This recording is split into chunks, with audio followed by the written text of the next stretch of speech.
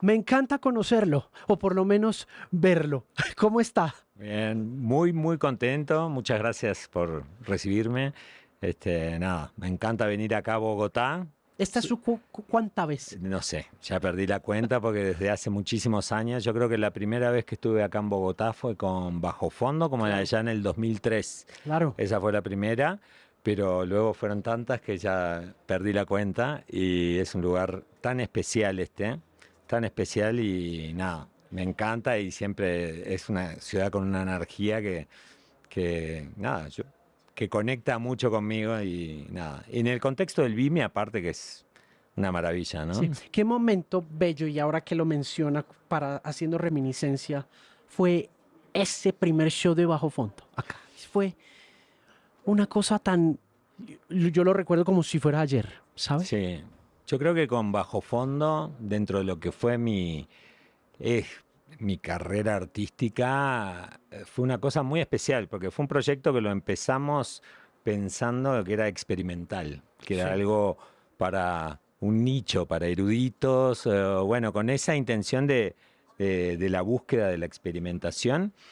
Y bueno, una vez que salió ese primer disco, el Bajo Fondo Tango Club, Claro. con, obvio, ese proyecto que creamos con Gustavo Santaolalla, con tanto cariño y conectó tanto con la gente y rápidamente empezamos a llevar nuestra música por toda Latinoamérica, por Europa. Fue realmente un hitazo de lo que, digamos, ¿No lo esperaban? no lo esperábamos. Pensamos que iba, o sea, lo trabajamos como un proyecto experimental, arriesgando, probando cosas nuevas, no con la mentalidad a veces que vos decís, bueno, necesito hacer un éxito, ¿cuál es la fórmula? Que es bueno, medio misión imposible eso también, sino que lo trabajamos con muchísima libertad, con una gran urgencia artística. ¿Por qué De, tenían esa urgencia? Me causa curiosidad, porque la música del Mar del Plata estaba de alguna forma, y supongo que todavía muy quedada en el tiempo, como este cofrecito de sí, bueno, clásico. la música rioplatense tiene una gran tradición. Bueno, acá es muy conocido el tango, toda la historia del tango, Claro. que son 100 años de historia de esa música, pero más atrás la milonga, el candombe, hay músicas muy ricas ahí que tuvieron muchísimo desarrollo, pero en aquel momento del año 2000 por ahí, bueno, era como una cosa de los abuelitos, el Cierto. tango, había quedado en ese lugar siendo una cosa que resonaba tanto con nuestra identidad de la gente de allá, con nuestras ciudades, con la vibración que tiene ese lugar. Y bueno, y nosotros al mismo tiempo estábamos fascinados con la música de club, con la música electrónica, con toda la revolución que vino de esos géneros. Y cuando nos dimos cuenta que teníamos que hacer ese contacto, charlando un día en Madrid en el año 2001 con Gustavo Santaolalla, yo estaba produciendo un disco de Jorge Drexler en Madrid, el disco que se llama Sea, y Gustavo pasó por la ciudad, me invitó a almorzar, y en esa charla, conversando, apareció esta idea de, bueno, hagamos un disco de electrónica, pero buceando en el tango, compremos una discoteca de vinilos grande y para empezar a ir en la historia hacia atrás, quién fue el que conocemos nosotros, Piazzolla, pero quién fue el maestro del Troilo, y antes quién estuvo D'Arienzo, y el tango de los 30 era Magaldi, Gardel, y más atrás de Caro. Pero bueno, nos hundimos en el pasado, pero no para ser fieles al pasado, sino para tomar inspiración, para ser fieles a la contemporaneidad, a lo que Sí. estábamos viviendo nosotros. El primero abre con Montserrat, Montserrat, sí, sí, que sí. es esta obra impactante y contundente de un nuevo tango, con Sí. todo lo que eso implicaba en ese momento, porque también la tradición del tango generaba una resistencia a todo lo moderno, Totalmente. ¿no? Era algo que se había vuelto bastante conservador, como te decía, de abuelito. Claro, claro. Pero sí, Montserrat, que es un tema que escribí y que produjimos con Gustavo para el primer disco, explica el género. Es una canción una música que empieza y va poniendo las piezas, los recortes de pedacitos de tango y los va mezclando con los bombos de la música house y como de a poquito te va contando de qué se trata la estética del disco. Es una gran apertura para ese álbum. Y nada, es un tema que quiero muchísimo. Ayer de noche que toqué acá en el showcase, hice mi showcase donde hago música de distintos momentos de mi carrera, temas propios, remezclados para este formato. Y toqué Montserrat porque es un tema que adoro y que es muy importante para mí. Mi favorita es una bellísima canción. Creo que para mí como melómano siempre es muy importante que la primera canción me hable montones, me Claro. diga muchas cosas para poder quedarme ahí. Siempre he coleccionado discos y Claro. los he escuchado de principio a fin, pero cada vez más con el tiempo uno siente que la primera canción debe conectarlo a uno el Y resto, ¿no? la música es misteriosa. Yo digo que hay artistas que construyen una carrera con una canción, ¿no? De repente hacen un montón de discos, pero hay una que es la que le da sentido a todo y la que realmente conecta profundamente, porque ese fenómeno que genera la música, ¿no? Y cómo conecta a las personas, todavía es bastante misterioso cómo funciona. Yo siempre me hago esa pregunta yo no sé de dónde viene la música, ¿no? Yo me pongo a trabajar y logro plasmar algo, pero no sé de dónde viene, tampoco sé a dónde va, porque después quién es el receptor, quién tiene una relación íntima con esa música, para quién se vuelve importante, tampoco lo conozco. Entonces es como que la música pasa a través de uno y sigue, ¿no? Es bien misterioso. Muchísimo. ¿Cómo descubrió usted la música? Bueno, yo vengo de una familia de artistas, pero mis padres eran, mi papá y mi mamá, del mundo del teatro. Mi papá dirigió teatro, mi mamá actriz. Mi papá llegó en los años 80 a dirigir teatro acá en Colombia con Fanny Mickey. ¿Ah, sí? Sí, sí, sí. Este, y bueno, también en México, donde nos criamos. Yo me crié en México porque era la época de las dictaduras militares en el Cono Sur. Y y bueno, mi familia se fue para allá, hicimos todo ese periodo allá. ¿Qué año fue eso? 70 y... Del 76 al 84 estuvimos. Cuando volvió la democracia en el sur, pudimos volver y rehacer ahí la vida. Pero bueno, ese momento que fue bastante dramático para mis padres, yo era un niño, no me enteraba de todo lo que estaba pasando, pero a la larga se convirtió en algo muy positivo para mí porque me enseñó a convivir en dos culturas. Yo en México me crié, iba a la escuela, hablaba como mexicano, volvía a casa y era cultura del Uruguay, problemas del Uruguay, comida del Uruguay. Y entonces un poco estar entre esos dos universos tan distintos me dio una riqueza y también me dio esa capacidad de ser un traductor. Claro. Yo creo que esa capacidad que ya la desarrollé muy de niño, me sirvió luego cuando empecé a hacer música y cuando empecé a producir discos, también para traducir y para poder contar, no sé, por ejemplo, artistas de Uruguay que yo produje como Jorge Drexler o como el Cuarteto de Nos o No Te Va a Gustar. Bueno, que también de eso se entendía fuera, ¿no? De lo local y qué Claro. cosas tenían relevancia en otro contexto. Sí, un bilingüismo cultural ahí Exacto, muy interesante, ¿no? exacto. Sí, que fue algo muy, o sea, en definitiva, todo ese momento que fue dramático en la historia latinoamericana del Cono Sur, en mí repercutió en algo positivo. Sí. Y que me parece algo también lindo, bueno, a pesar de estas circunstancias, poder sacar algo bueno también.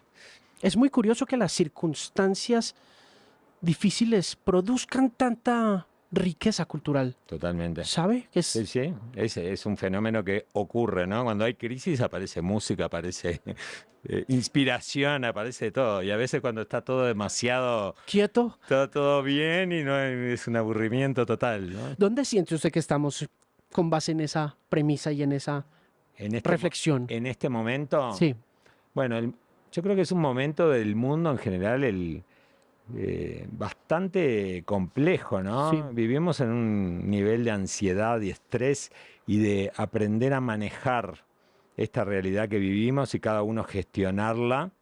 Entonces es una crisis, yo creo, por más que estamos cada vez mejor desde un punto de vista de lo que podemos consumir, estamos cierto. cada vez mejor en el confort, La más salud, se supone calentitos. que sí, se Exacto. supone que tenemos avances, vacunas, Avances, todo exacto. tipo de cosas y Pero en aún así, otro ámbito, que es más de las relaciones humanas, de cómo nos vinculamos, estamos viviendo tantas novedades que eso genera una crisis, un estrés, y cómo cada uno gestiona eso me parece relevante y me parece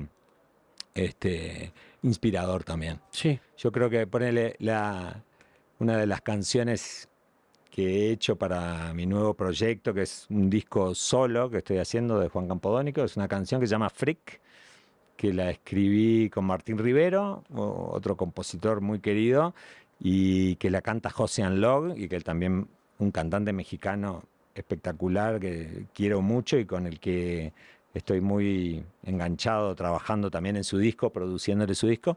Bueno, esta canción Freak, justamente mucha de la inspiración de esa canción viene del estado de cosas, ¿no? De esta crisis en la que vivimos y cómo no nos sentimos del todo a gusto. Todos somos freaks. freaks, ¿no? Todos nos sentimos un poco extraños en esta contemporaneidad. Y bueno, tiene un montón de, de ideas la canción que a cada uno le resonarán con su propia lectura, que eso es lo lindo del arte y de la música, que no hay por qué explicar las canciones, pero tiene sus resonancias, ¿no? De hecho, salió la semana pasada y he tenido tantos comentarios de gente que dice, como que le pegó en algún lugar, llegó, Claro, y me parece que tiene que ver con esto que vos decías, ¿no? Que habla de un poco del estado, el estado de las cosas, el espíritu de la época, ¿no? sí, Y el las cosas. zeitgeist. Ahí va, exactamente. Poco, sí. Me interesa mucho eso que menciona sobre la situación mental, porque de veras que es un tema crítico. Si lo ve uno, y sobre todo cuando lo empieza a ver como uno en la gente joven, ¿no? Sí, yo creo que vivimos en una revolución Andando, ¿no? andando hace Sí, mucho tiempo, se va acelerando, pero que creo que en el fondo de todo está el ser humano con sus mismos dramas de siempre. históricos.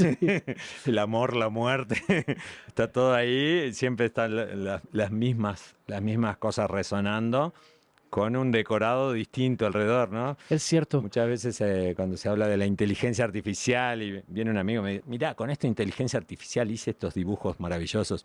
Le digo, son iguales a los de Pixar. Son los dibujos que hizo el que programó esa inteligencia artificial que tú... Digo, si hay un ser humano detrás de esto, aparte de una tecnología y una herramienta, y no son tuyos, o bueno, una parte es tuya. Claro, Lo interesante a veces de esos avances tecnológicos, de esas tecnologías, es que dan acceso a gente que de repente no tenía la posibilidad. Yo, desde que tengo 12 años, estudio música, aprendí composición, orquestación, en fin, ¿dónde aprendió? ¿Cómo tengo- aprendió?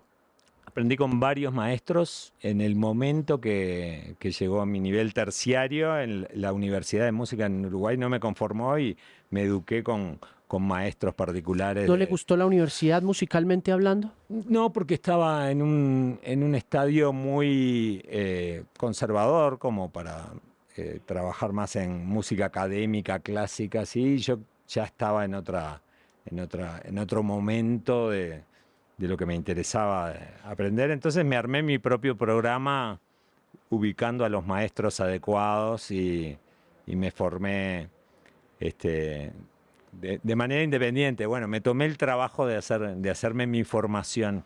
¿Qué quería aprender? Y en aquel momento yo tenía un gran interés por la música, pero no solo por la música, también por la tecnología y por el fenómeno social de la música. O sea, no la música en abstracto, sino cómo funciona la música en las personas, en la sociedad, qué representa. O sea, me interesaba la música no como disciplina, sino el arte en la música, ¿no? Me costó un tiempo darme cuenta de cómo ser artista, porque estudié música y al principio tocaba en bandas que tocaban éxitos, daba clases de música y en un momento digo, pero yo no me hice músico yo quiero ser artista, tengo que hacer un... ¿Cuál es la diferencia verdaderamente? Y la diferencia es muy grande, porque la música puede ser una técnica. De arte. Sí, una técnica de arte. Y un artista en realidad tiene que plantear algo, tiene que plantear un conflicto, tiene que poder resolverlo, tiene que resonar y ser este, relevante en la discusión de una sociedad, ¿no? O sea, a quienes vos le estás hablando, lo que vos planteás tiene que resonar, tiene que mover cosas, tiene que generar, tiene que pasar algo. Entonces, eso es ser, me parece eh, un artista, ¿eh? Tocar un tema como suena en la radio y tener la técnica para pasarlo a la guitarra y cantarlo muy bien podés ser un buen intérprete, pero no ser un artista. Cuando dice, bueno, no, yo no necesariamente quiero hacer Sí, sí. estas veces de intérprete, sino que yo quiero entender e ir más al fondo de lo que la música produce en la gente. ¿Ahí qué pasa? Y ahí fundo una banda que se llama Peyote Asesino a fines de los 90, con muchísima suerte porque hicimos un disco, tuvo un éxito inmediato. Nos llamó Gustavo Santaolalla, de ahí lo conozco a Gustavo, que quería firmarnos y producirnos un segundo disco. ¿Esto es la época de qué? ¿De Surco? Surco, Claro. exactamente, fines de los 90, Peyote sonaba en la MTV de Latinoamérica por todos lados. Eh, Nada, fue una escuela artística de cómo hacer un planteo.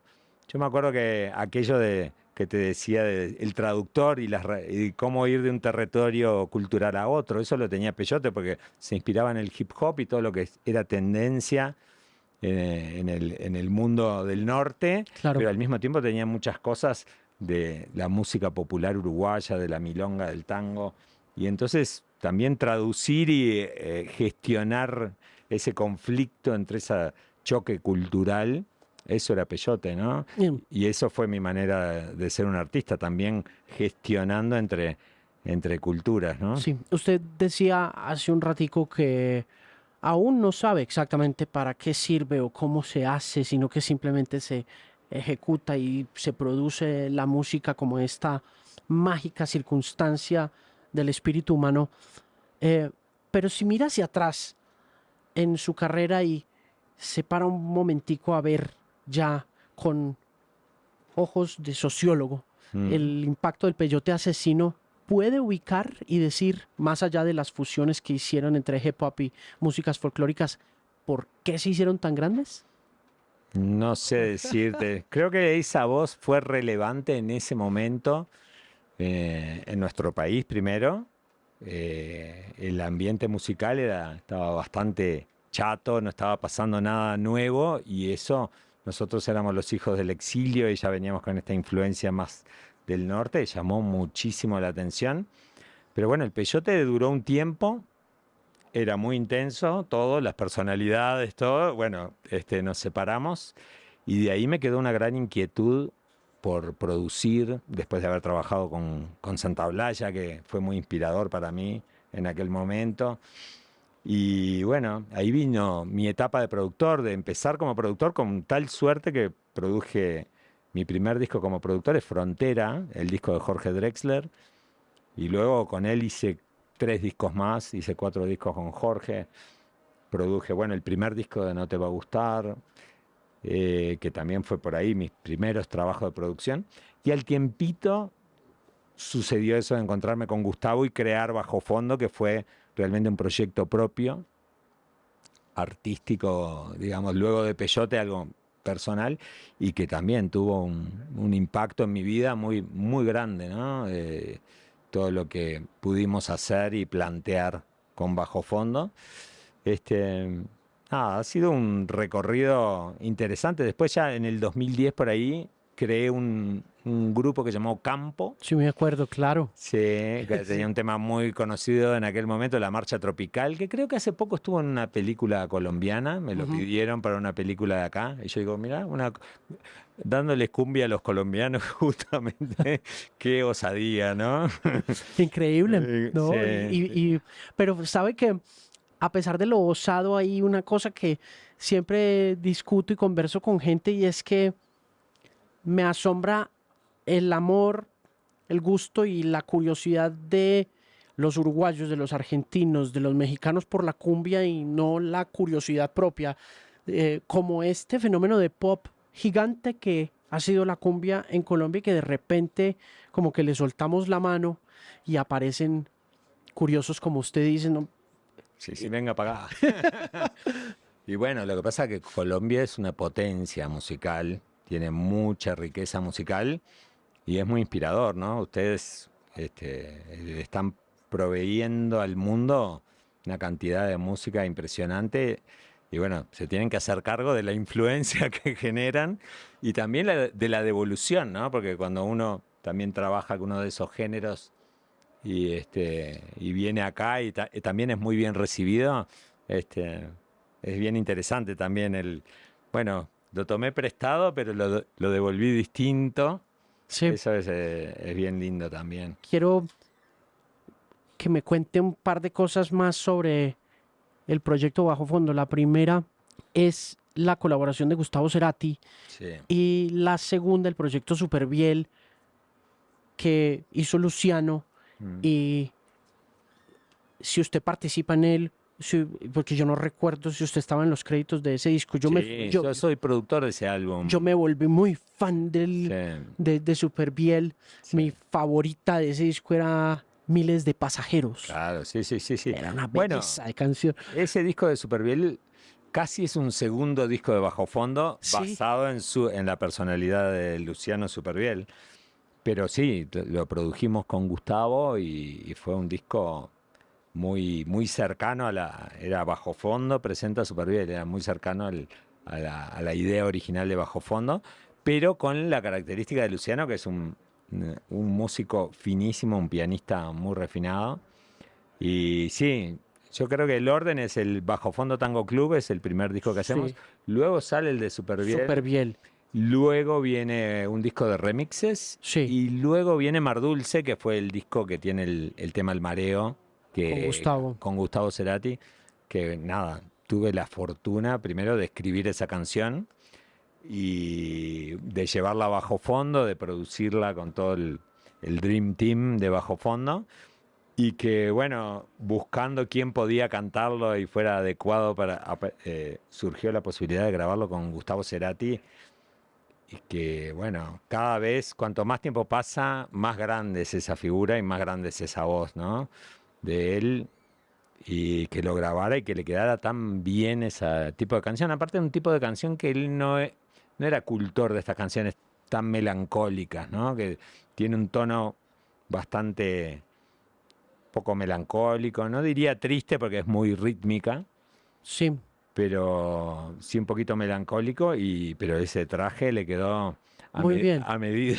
Sí. Y muy curioso porque él no había hecho muchas cosas de ese tipo, ¿no? Él como que él había hecho cositas de electrónica por su lado, había hecho Sí, proyectos con Leandro Fresco y con otros sí, músicos, había hecho un par de covers de Spinetta y cosas así, sí, pero uno nunca le había oído como una canción que no fuera de él en su voz, ¿no? Y como sí, dice usted, qué bien le quedó, ¿no? Y se volvió un clasicazo sí. enorme. Fue un momento virtuoso de Sí. todos, porque es un tema que está, bueno, la canción es muy linda, el arreglo tiene las cuerdas de Alejandro Terán, también un arreglo de cuerdas muy bonito. Terán había estado en el Sueño Estéreo, si no estoy mal. Terán sí, así, fue un colaborador de Cerati en muchas cosas, los episodios sinfónicos, él fue el arreglador de ese disco. Es un gran orquestador y un músico maravilloso. Y bueno, tener la voz de Cerati fue la cereza de la torta. Y nada, Bajo Fondo es un proyecto que sigue hasta el día de hoy. Ahora tenemos un disco que más cerca de fin de año va a salir. Oh, wow, qué emoción. Sí, un disco totalmente electrónico, no hay casi instrumentos acústicos. que lo estamos preparando ya hace un par de años, con mucho tiempo y con muchos invitados y nada, un disco precioso. Pero bueno, es un proyecto que todos valoramos muchísimo y que siempre, por más que Gustavo está con la música de videogames y está De los Oscar y tal. en los Oscar y bueno, todo, siempre lo cuidamos a bajo fondo y siempre le ponemos tiempo y creatividad y sí lo queremos seguir desarrollando y es una voz re interesante la de bajo fondo que va a seguir estando. Ay, qué Al bonito. mismo tiempo, nada, todos estamos haciendo otros proyectos. Yo ahora estoy con esto de hacer mi álbum solo, que es y juntar, digamos, en mi figura también un poco hacer un repaso de cosas que he hecho para otros proyectos. Y me parece también un momento muy desafiante, porque siempre he sido el que está un poco tras bambalinas o en la contratapa de en la época que los álbums tenían contratapa. Era un nombre interesante que aparecía en las contratapas, ¿no? Sí. ¿Sería su primer disco Bueno, solista? y, Porque yo siempre pensé que Campo era y usted. era un proyecto muy personal, Campo, pero concebido como colectivo Sí, y si veías la tapa no estaba mi foto.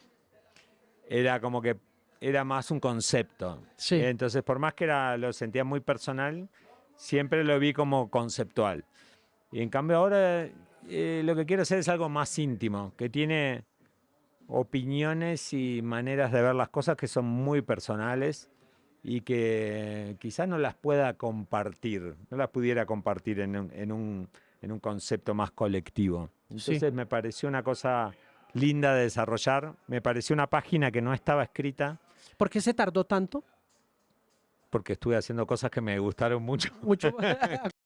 ¿Qué aprendió de Gustavo Santaolalla? Gustavo Santaolalla, infinitas cosas. Gustavo Santaolalla fue bueno, lo conocía a partir de que produjo el primer disco de Peyote, pero recuerdo de la primera charla con él, la primera, me habló de la identidad. O sea, ya no de cuestiones logísticas de cómo vamos a vernos para grabar el disco, de la identidad, de cómo conectar con quiénes éramos, de dónde veníamos, cómo eso tenía que estar en la música. Realmente él es una persona, una personalidad que ha sido muy influyente, no solo para mí, para la música en Latinoamérica en general Mucho. y para la visión que tiene el mundo en general de la música latinoamericana, para la valorización de nuestra propia identidad musical. Y ese factor ya estuvo en la primera charla. Luego verlo trabajar como productor con todo, en aquel momento que lo conocí, que no es el Gustavo de hoy, que ya es un señor más grande, un Gustavo mucho más joven, pero ya con muchos años de carretera produciendo toda aquella generación del rock mexicano, Claro. de los Café Tacuba, Maldita Vecindad. Molotov, Bueno, Julieta verlo como, Venegas. exacto, ver sus habilidades como productor artístico, a mí me encantó, me inspiró muchísimo. ¿A volverse productor? Totalmente, sí. A mí era una cosa que me interesaba y tenía algunas, cuando me junté con Gustavo, yo tenía algunas herramientas que él no tenía. Y también veía que él tenía mucho conocimiento que yo no tenía. Entonces fue un intercambio también muy lindo, generacional. ¿Qué cosas? Y me acuerdo en aquel momento, que hoy parecería como algo común, ¿no? El músico productor que se produce su tema en su computadora, ¿no? Como que se amplía y todas esas técnicas en aquel momento eran algo totalmente novedoso. Los discos se grababan en un estudio tradicional con cinta, donde iban los músicos, tocaban en vivo. Bueno, y todo el mío, los chicos que hacen trap o hacen reggaetón o techno, cualquiera con su computadora en su dormitorio, trabaja con esa puerta que abrió la tecnología de poder hacer todo en una computadora. Pero en aquel momento era algo muy novedoso y nosotros lo aprovechamos como una ventaja porque nos permitía, sin gastar tanto dinero, dedicar muchas horas a trabajar en un producto artístico de calidad, en profundizar. Eso que yo lo empecé digamos, en aquel momento de Peyote Asesino y con Gustavo, y aprendiendo también de él, pero desarrollando un poco todas estas nuevas técnicas. Y después cuando llegó el momento de que me volví productor, fue un diferencial muy grande. Esos primeros discos con Jorge Drexler, este, ya los hicimos o sea, un cantautor, con la tradición de cantor, de la canción de autor en español, y de la bossa nova y todo eso, pero nosotros veníamos con los beats, el hip hop, el recorte y pegue de la música electrónica, los sintetizadores y toda esa confluencia de mundos era en aquel momento una locura. Sí. Nosotros consideramos que era un sacrilegio directamente cuando cortábamos la voz y la corríamos, la pegábamos. Era como que yo me sentía culpable, pero me gustaba al mismo tiempo y sentía que estaba entrando en un terreno nuevo porque no era algo que hubiéramos visto antes en esos géneros, ¿no? Ujú. Como más folclóricos o más tradicionales o más clásicos. Entonces, nada, fue un atajo, una ventaja tecnológica que nos permitió hacer procesos creativos más ricos y con menos dinero. Mm. ¿Cómo siente usted que la tecnología, con base en esa experiencia y en ese junte que termina avanzando de manera tan especial y creativa para la música latinoamericana, ha afectado la figura del cantautor Mm. en la era moderna? Creo que hoy en día ya todas estas herramientas están muy integradas, Ok, ¿no? Y me parece que hay una sofisticación también en las propuestas ajá, musicales nuevas, ajá. donde ya los chicos que empiezan hoy a ser artistas relevantes, bueno, tienen que ser buenos Escritores, artistas, buenos caracteres. escritores, buenos cantantes, pero también buenos productores, decir algo interesante a nivel de textura, de sonido, todo. Es como que se volvió más unificado, digamos, todo el proceso musical Ajá. en la propuesta artística. Antes, capaz que era más de la época de Henry Ford, la cadena de montaje, ¿no? Uno escribía la canción, otro la cantaba, otro la tocaba, otro era productor y no sé qué. Y hoy en día me parece que todo eso es interesante que esté junto también. Eh, Pero ¿no siente usted de pronto que de hecho esa cadena industrial mm. es incluso cada vez más grande, sobre todo cuando se tienen aspiraciones eh, de éxito? Bueno, sí, yo creo Uno que oye, hay caminos distintos, ¿no? De cómo estar en la industria musical, en el mundo de la música, intenciones distintas. Yo lo que puedo decir es que lo que a mí me ha funcionado es hacer música que me resulte desafiante, trabajar con artistas personas que yo admire. ajá, O sea, generalmente cuando dicen, ¿cómo elegís un artista al cual producir? Cuando encuentro una persona que digo, quiero estar muchas horas con esa persona porque me resulta interesante, me resulta una persona que siento que me puede dar algo. Cada disco que produje a otro artista, creo que recibí la misma cantidad de ayuda e información, ¿no? Esos discos que hicimos con Jorge, yo creo que yo le ayudé a definir su modus operandi como artista a partir de ese momento y él me ayudó también a definir mi rol de productor. Fue una relación de ida y vuelta y muy enriquecedora. ¿cómo lo conoció? A Jorge, Mm. de muy chico íbamos con el mismo profesor de composición. Sí. Éramos, no sé, yo tendría 20 años, era un poco mayor, pero sí, de hace muchos años. Usted me habla de un modus operandi de Jorge, ¿cómo es?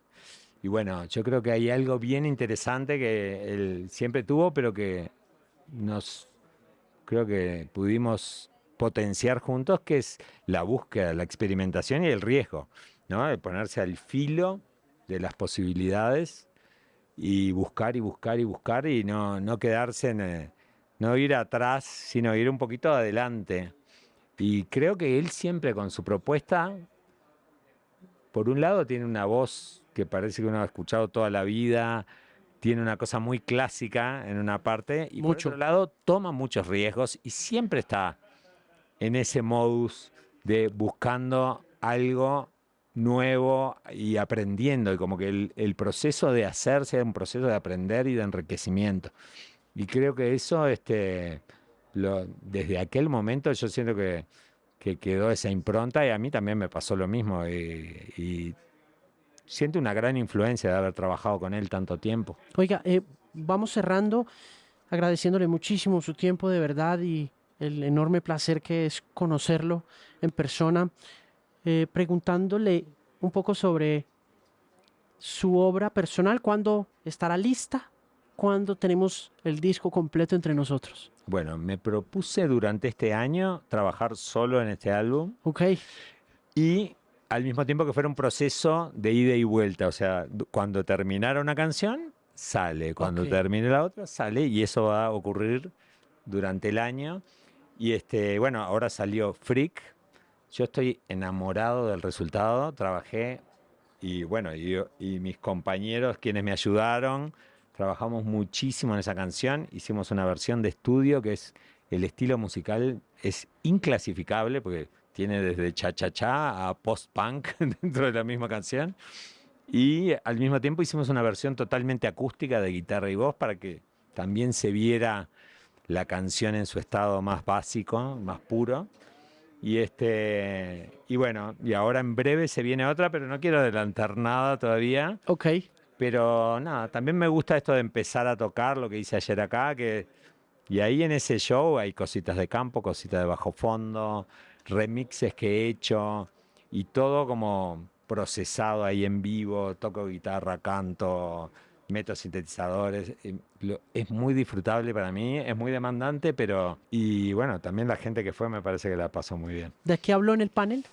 En el panel hice una conferencia que se llamaba No siempre ser el sabor del mes y tener una carrera, eh, no me acuerdo la última palabra, sostenible, digamos, o que tenga un sentido profundo, digamos.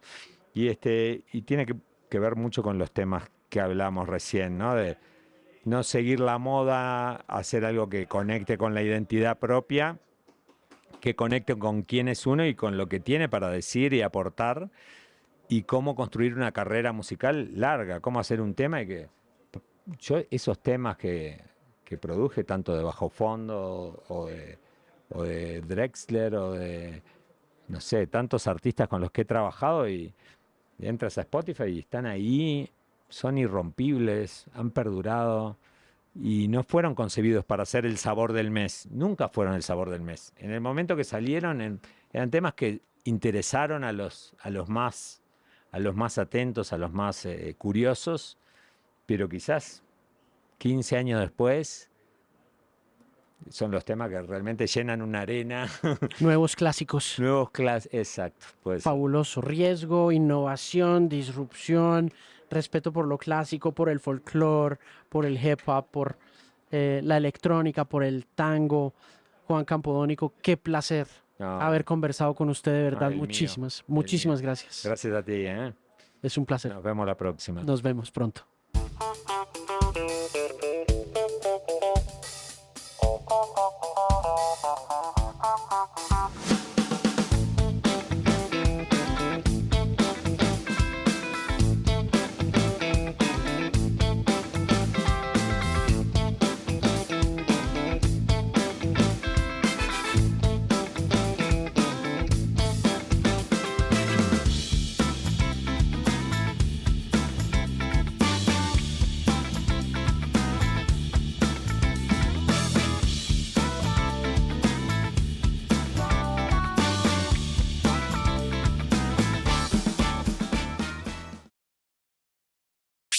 Este contenido es financiado con recursos del Fondo Único de TIC.